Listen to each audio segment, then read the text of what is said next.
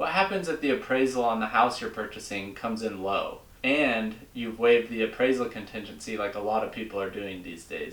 So you've got the house under contract, everything's going smoothly, and the appraisal comes in, let's say 2% under what the purchase price is. So what does that mean to you as the buyer? Well, the first thing you need to know is that lenders will only lend up to a certain percentage of the value of the home. And the value of the home, according to them, is either the purchase price or the appraisal, whichever one is lower. That's the key. So let's say you're buying a house for $100,000 and your lender will only lend you 95% of the value of the home. But then the appraisal comes in 2% lower at $98,000.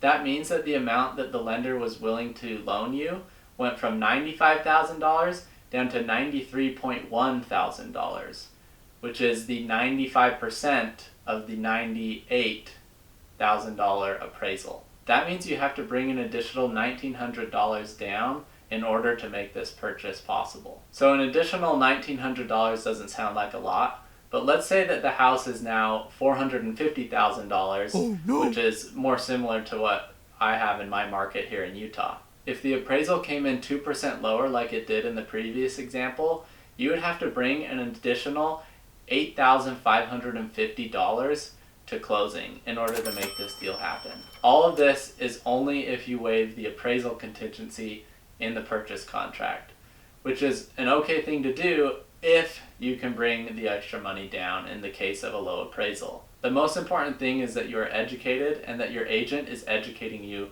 on all the possible scenarios of what could happen in your deal.